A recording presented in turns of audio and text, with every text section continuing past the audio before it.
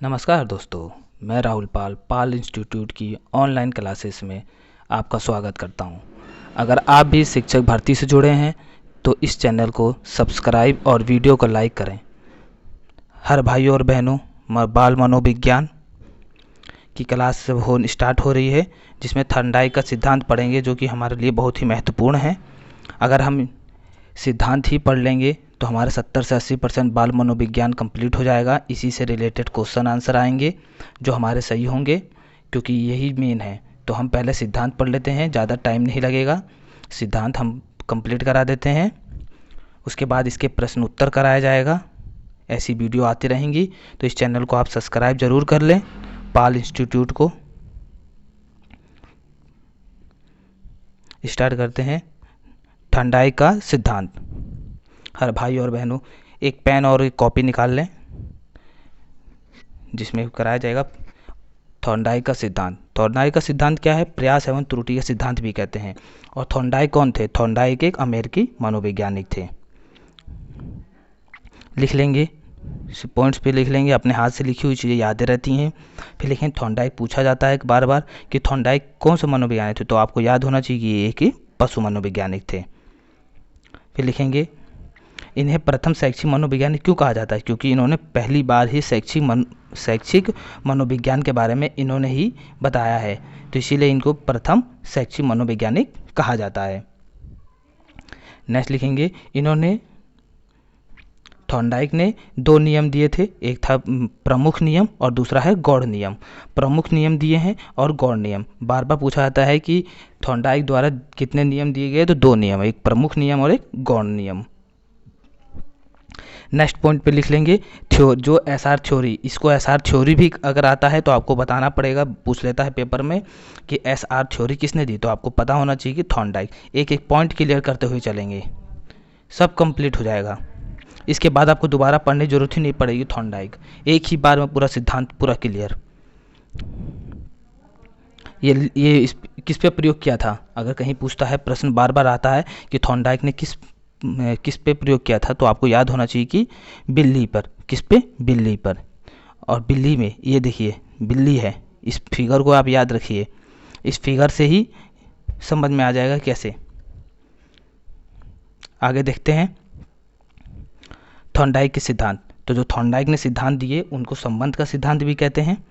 क्या कहते हैं? संबंध का सिद्धांत भी कहते हैं, प्रयत्न एवं भूल का सिद्धांत भी कहते हैं, प्रयास एवं त्रुटि का सिद्धांत भी कहते हैं, और उद्दीपक अनुक्रिया का सिद्धांत भी कहते हैं।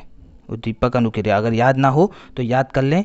देखिए, उद्दीपक यानी दीपक से, अनुक्रिया यानी क्रिया। उद्दीपक अनुक्रिया का सिद्धांत, प्रयास एवं त्रुटि का सिद्धांत, प्रयत्न एवं भूल का सिद्धांत, और संबंधवाद का सिद्धांत। आगे पढ़ते हैं। तो ये याद होना चाहिए कि अधिगम के समय जो उत्तरोत्तर होता है, अधिगम जब भी होगा तो वहीं पे उत्तरोत्तर होगा, और अधिगम अनुबंधन का परिणाम है। जो भी अनुबंधन है वो किसका परिणाम है? तो अधिगम अनुबंधन का परिणाम है। आगे लिख लेंगे। हाँ, अब आया मेन कि प्रयोग। तो मैंने आपको बताया था कि प्रयोग किस पे किया थॉर्नडाइक ने? थॉर्नडाइक ने प्रयोग किया बिल्ली पे। और बिल्ली क्या थी? भूखी थी। ये सबसे मेन है कि भूखी बिल्ली थी, ये याद करना है ज़रूरी, मेन। और वहाँ पे क्या नाम है, जो हमारे पास उद्दीपक था, उद्दीपक यानी मछली, जिसको हमने कहा था स्टिमुलस, ठीक।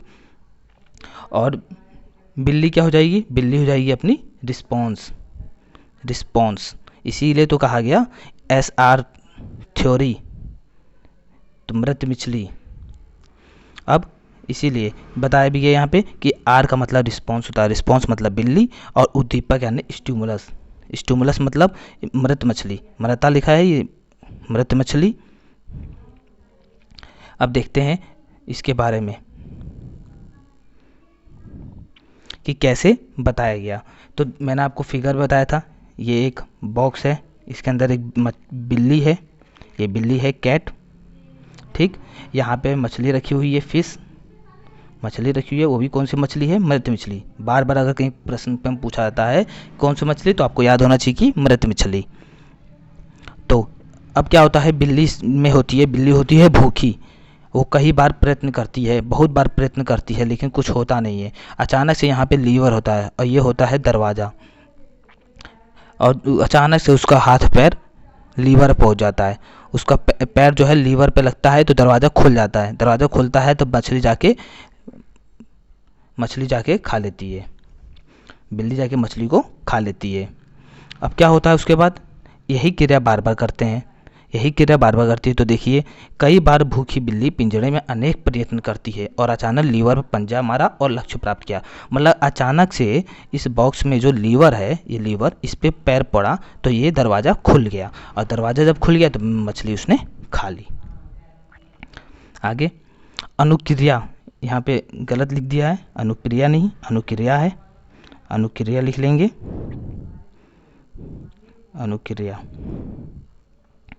अनुक्रिया के द्वारा उद्दीपन को प्राप्त करने की क्रिया को प्राणी सीख जाता है तो अनुबंधन कहलाती है। मैंने आपको बताया था सबसे पहले भी अनुबंधन के बारे में। क्या है अनुबंधन? अनुक्रिया अनुबंधन का ही भाग है, ठीक। तो इसीलिए बता रहा हूँ मैं कि अनुक्रिया के द्वारा उद्दीपन को प्राप्त करने की क्रिया को प्राणी सीख जाता है, और जो सीख जाता है क्या, वो उसने बार बार भूखी थी, वो जब भी लीवर पर पैर लगाती तो दरवाज़ा खुलता, वो खा लेती, तो वो सीख गई थी ये बिल्ली। आगे थॉर्नडाइक के नियम। अब थॉर्नडाइक के नियम, तो थॉर्नडाइक के मैंने आपको शुरू में बताया था कि थॉर्नडाइक के कितने नियम हैं? 2 नियम, 1 और 2। पहला नियम क्या है? मुख्य नियम। दूसरा क्या है? गौड़ नियम। गौड़ नियम, गौड़ नियम। और मुख्य नियम कितने हैं? 3। मुख्य नियम के कितने प्रकार हैं? 3। और गौड़ नियम के कितने हैं? 5। आइए इनके बारे में देखते हैं।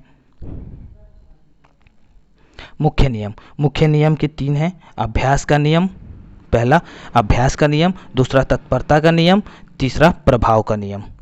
तो हो गए तीनों नियम, अभ्यास का नियम, तत्परता का नियम और प्रभाव का नियम। कहीं भी पूछा जाता है कि थॉर्नडाइक के मुख्य नियम कितने हैं, तो आपको याद होना चाहिए 3।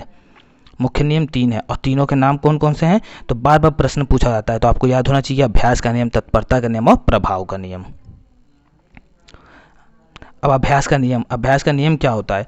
इस नियम के अनुसार किसी क्रिया को बार बार दोहराने या बार बार करने से वह याद हो जाती है, और छोड़ देने पर वो भूल जाती है। जैसे कि आपको पता है कि बच्चों, जब आप छोटे थे तो आप लोगों को पहाड़े याद कराए जाते हैं, और आप अगर पहाड़े छोड़ चुके, पहाड़े आपने याद नहीं किए, बार बार आप दोहराते थे कि हमको याद हो जाए, और अगर आपको याद नहीं होता था तो आप बार बार दोहराते थे। क्यों? क्योंकि जिससे याद हो जाए। तो यही चीज़ है कि दोहराने से बार बार याद होता है। अगर आप वही चीज़ ना पढ़ो, जो चीज़ आपने बचपन में पढ़ी उसे मत दोहराओ, तो कुछ समय बाद वो भूल जाते हैं। इसी को अभ्यास का नियम कहा गया है कि इस नियम के अनुसार किसी क्रिया को बार बार करने या दोहराने से वह याद हो जाती है, और छोड़ देने पर या ना दोहराने से वह भूल जाती है। इस प्रकार यह नियम प्रयोग करने तथा प्रयोग ना करने पर आधारित है। मतलब अगर आप प्रयोग नहीं कर रहे हैं तो ये आप भूल जाएंगे। आगे देखते हैं उदाहरण में, जैसे पिछले छोटे बच्चों में कविताएं और पहाड़े आपने याद किए, अगर आप इसे उपयोग ही नहीं कर रहे हैं तो आप भूल जाएंगे। तो लिखा हुआ है, कविता और पहाड़े याद करने के लिए उन्हें बार बार दोहराना पड़ता है तथा अभ्यास के साथ साथ उपयोग में भी लाना पड़ता है। ऐसा ना करने पर सीखा हुआ कार्य भूल जाते हैं। होता है हमारे साथ, अक्सर होता आता है। इसी को अभ्यास का नियम, आसान भाषा में याद कर लेंगे, इसी को कहते हैं अभ्यास का नियम। अब देखते हैं तत्परता का नियम। तत्परता का नियम क्या होता है? सीखने के लिए इस नियम का अभिप्राय है जब किसी प्राणी को कार्य करने के लिए तैयार है। अगर आप कोई कार्य करने के लिए तैयार हैं तो आपको उसमें आनंद आएगा। अगर आप खेलने के लिए तैयार हैं, जैसे आप क्रिकेट खेलने जा रहे हैं, तो आपको अगर तैयार होकर जा रहे हैं तो आपको खेलने में मज़ा आएगा। लेकिन ज़बरदस्ती कहा जाए नहीं तो आप खेलो खेलो खेलो, तो आपको आनंद नहीं आएगा। पर आप खेल लेंगे लेकिन आनंद नहीं आएगा ना। वही चीज़ इसमें बताई गई है। सीखने के लिए इस नियम का अभिप्राय है जब प्राणी किसी कार्य को करने के लिए तैयार है तो उसमें उसे आनंद आता है और वह उसे सीख लेता है, तथा जिस कार्य के लिए वह तैयार नहीं होता, उस कार्य को सीखने के लिए वो बाध्य किया जाए तो वह शीघ्र सीख नहीं पाता। उदाहरण के लिए दिया हुआ है कि तत्परता में कार्य करने की इच्छा निहित है। ये याद रखना चाहिए कि इच्छा निहित है, यानी इच्छा मस्ट है। इच्छा जरूर होगी, इच्छा के बिना तत्परता का कार्य नहीं होगा। इच्छा ना होने पर प्राणी डर के मारे पढ़ने तो हाँ, ये भी चीज़ है। आपने देखा होगा अक्सर कि आपके घर वाले कहते हैं कि पढ़ाई करो पढ़ाई करो, तो आप पढ़ाई अपने आप करते हो तो आपका मन लगा रहता है, आप कुछ ना कुछ सीखते रहते हो, पढ़ते रहते हो। और अगर ज़बरदस्ती पढ़ाया जाता है तो आप पढ़ने तो बैठ जाओगे पर आप याद नहीं कर पाओगे, ना कुछ करोगे, बस बैठोगे, पढ़ नहीं पाओगे। और अब क्या, अब आप इस उम्र पे शिक्षक भर्ती में आ गए हैं कि आप अपने आप पढ़ते हैं, ना कि आपको कहना पड़ता है। घर वाले भी नहीं कहते होंगे, लेकिन आपको अब ऊपर जिम्मेदारियां हैं, आपको शिक्षक बनना है, इसलिए आप पढ़ते रहते हैं उसको। लिखा है, इच्छा ना होने पर प्राणी डर के मारे पढ़ने अवश्य बैठ जाएगा, लेकिन वह कुछ सीख नहीं पाएगा। तत्परता तत्परता ही बालक के ध्यान को केंद्रित करने में सहायक होती है। अब आते हैं प्रभाव का नियम।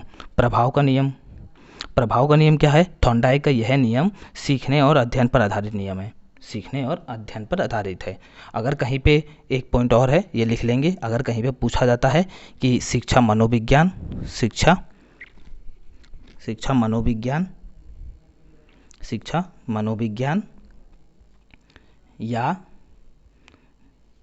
या एनिमल इंटेलिजेंस, ये किताब किसने लिखी है, तो आपको याद होना चाहिए कि थॉर्नडाइक ने। पॉइंट में लिख लेंगे कि शिक्षा मनोविज्ञान और एनिमल इंटेलिजेंस जो किताब है वो थॉर्नडाइक ने ही लिखी है। और थॉर्नडाइक क्या थे? अमेरिकी मनोवैज्ञानिक। याद होना चाहिए, अमेरिकी मनोवैज्ञानिक। इस नियम को असंतोष और संतोष का नियम भी कहते हैं। संतोष और असंतोष का नियम भी कहते हैं। प्रभाव का नियम, इसके अनुसार जिस कार्य को करने से प्राणी को हितकर परिणाम होते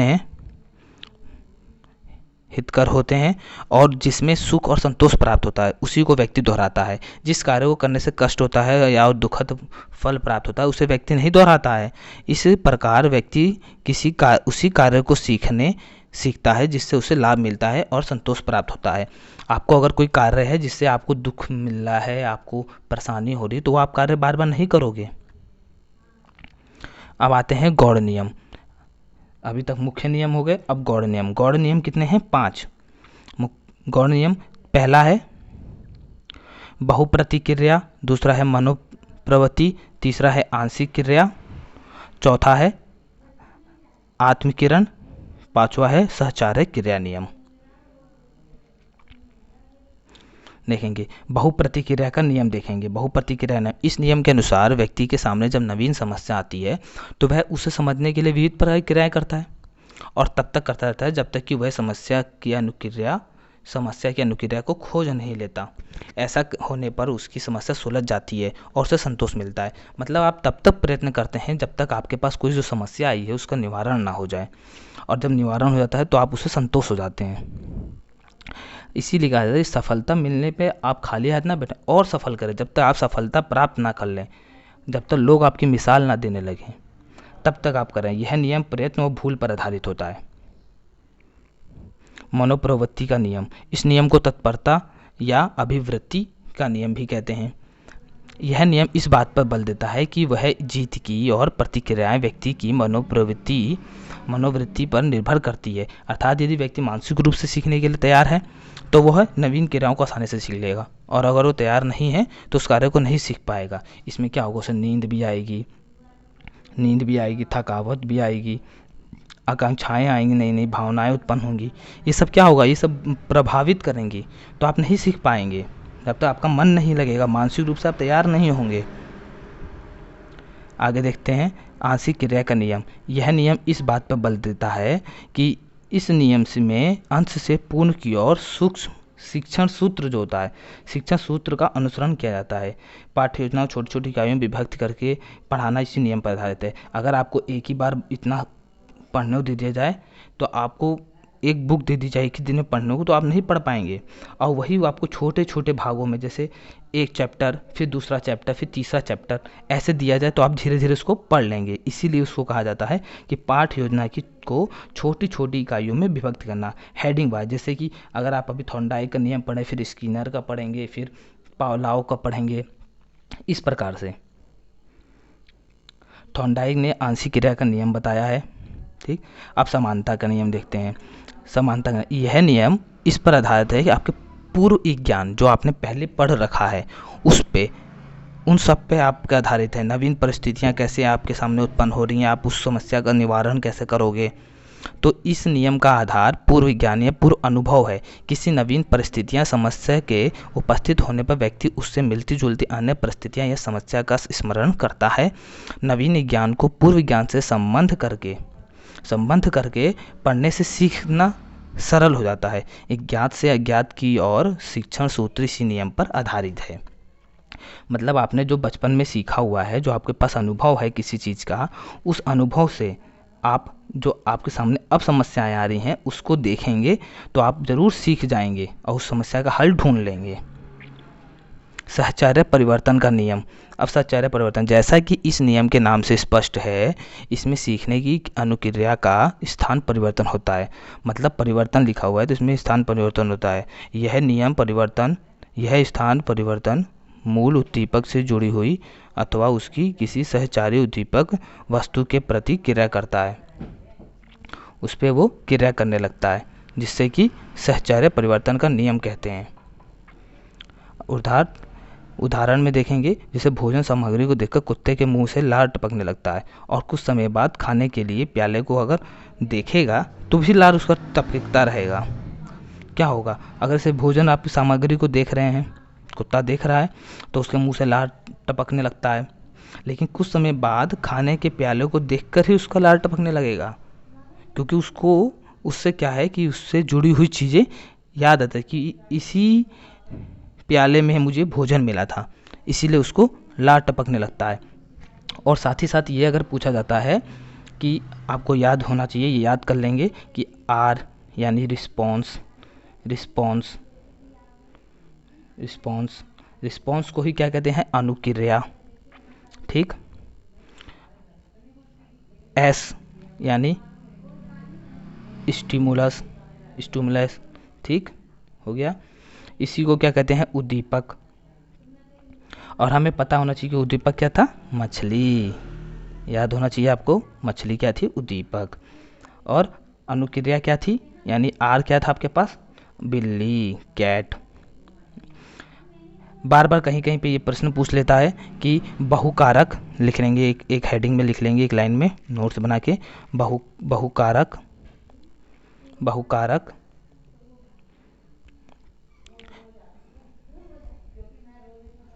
बहुखंड, बहुकारक, बहुखंड, बालू का सिद्धांत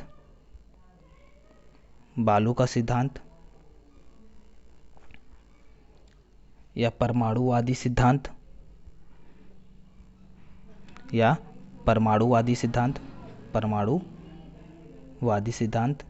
कोई भी सिद्धांत ये पूछते हैं, इनमें से कुछ भी नाम से आता है तो आपको याद होना चाहिए किसने दिया था, थॉर्नडाइक ने। किसने, थॉर्नडाइक ने। आपको याद होना चाहिए, याद कर लेना इसको एक नोट में। और साथ ही साथ ये भी याद रखना, बार बार पूछा जाता है कि कौन सी बुक, तो आपको मैंने बताई थी शिक्षा मनोविज्ञान और एनिमल इंटेलिजेंस बुक लिखिए। इसी के साथ साथ आपको ये वीडियो पसंद आए तो लाइक करें और चैनल को सब्सक्राइब करें, जिससे कि नई वीडियो आने पे आपको नोटिफिकेशन आए, और बेल आइकन को प्रेस कर लें। नेक्स्ट वीडियो में फिर मिलते हैं, तब तक के लिए धन्यवाद। जय हिंद।